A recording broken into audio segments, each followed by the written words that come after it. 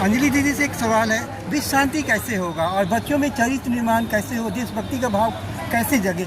ये मोबाइल का जो युग है, बच्चों के हाथ में किताब की जगह मोबाइल्स हैं, इस पर ज़रा प्रकाश डालें।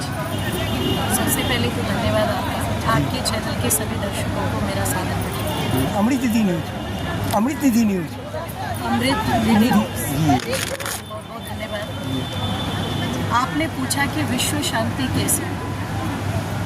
जिस दिन संपूर्ण मनुष्य मनोर्भव जनिया के नारे को अपना ले, जो वेद का नारा, जो इस आधारशिला पर टिका हुआ है कि सर्वे भवन्तु सुखिनः सर्वे सन्तु निरामयाः सर्वे भद्राणि पश्यन्तु मा कश्चित् दुःखभाग् भवेत्, अर्थात जो सबके भले की कामना करता है, सबके विषय में सोचता है, उसी विचार के आधार पर विश्व में शांति की स्थापना हो सकती है। और ये विचार जितने भी मत संप्रदाय हैं उनमें नहीं है, उनमें केवल अपने आप के पनपने का भाव है। लेकिन मुझे गर्व है कि जिस सनातन धर्म का जन्म भारत में हुआ, उस परंपरा में, उस धर्म में सबके भले की कामना की गई है, भ्रातृभाव को स्थापित किया गया। तो सबसे पहले तो ईश्वर की वाणी वेद के आधार पर एक भाषा, एक मान्यता, एक सिद्धांत पर संगच्छध्वम समदध्वम के नारे को लेकर के हम विश्व में शांति की स्थापना कर सकते हैं। दूसरी बात जो आपने वर्तमान की पीढ़ी की कही है, आज शिक्षा सम्मेलन था और शिक्षा सम्मेलन में आज मैं उस विषय को नहीं रख पाई समय अभाव के कारण, लेकिन यदि मैं रखती तो मेरा उसको रखने के पीछे जो आधार होता वो यही होता कि शिक्षा के साथ जब तक संस्कार नहीं जुड़ेंगे, युवाओं के चरित्र निर्माण का संदेश जब तक अध्यापकों के और माता पिता के, अभिभावकों के माध्यम से नहीं दिया जाएगा, तब तक युवा पीढ़ी में बदलाव आने वाला नहीं। क्योंकि आज जिस वर्तमान में, जिस आधार में जो हमारी शिक्षा दीक्षा, हमारा खान पान, सभी वातावरण इतना विषाक्त है कि उस विषाक्त वातावरण में संस्कारों की बहुत आवश्यकता है। ऋषिदानंद ने जो गर्भाधान से लेकर के और अंतिम 16 संस्कारों की जो व्याख्या की, उनमें चरित्र निर्माण सदाचार की ही बात है। तो जब तक उन 16 संस्कारों को हमारे सिलेबस में, हमारी शिक्षा में, एजुकेशन सिस्टम में लागू नहीं किया जाएगा, जब तक भारतीय ऋषि मुनियों को, वीर वीरांगनाओं को, बच्चों को नहीं पढ़ाया जाएगा और भारतीय गौरव के बारे में उनको नहीं बताया जाएगा, तब तक ये कार्य संभव नहीं है। और जब तक ये कार्य संभव नहीं है, तब तक हम एक अच्छे राष्ट्र का निर्माण नहीं कर सकते।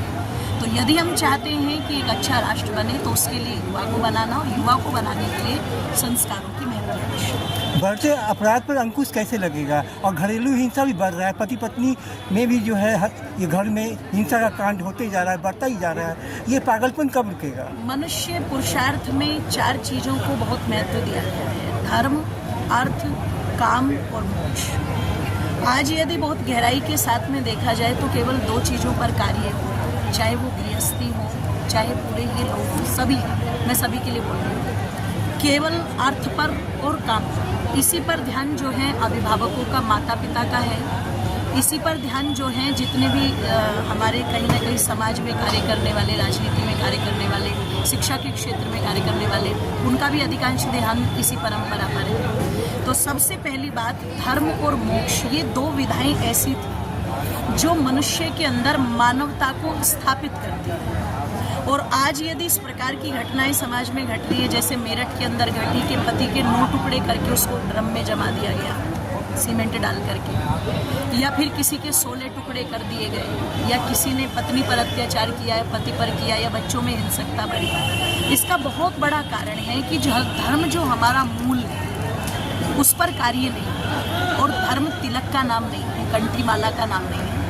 धारणात धर्म इत्याहु, जो हमारे अंदर दया को स्थापित कर सके, क्षमा को स्थापित कर सके, धैर्य को स्थापित कर सके, बड़ों के आदर सम्मान को स्थापित कर सके, जो मूल है धर्म का, आज उसका बहुत बड़ा अभाव है। परिवार में आर्थिक शिक्षाएं दी जाती है, लेकिन धार्मिक नहीं दी जाती। तो व्यक्ति जब तक अर्थ के पक्ष को केवल और केवल ऊपर रखेगा, तब तक कहते हैं ना, लक्ष्मी उल्लू पर सवार होती है, तो बुद्धि में वही रहेगा अंधकार।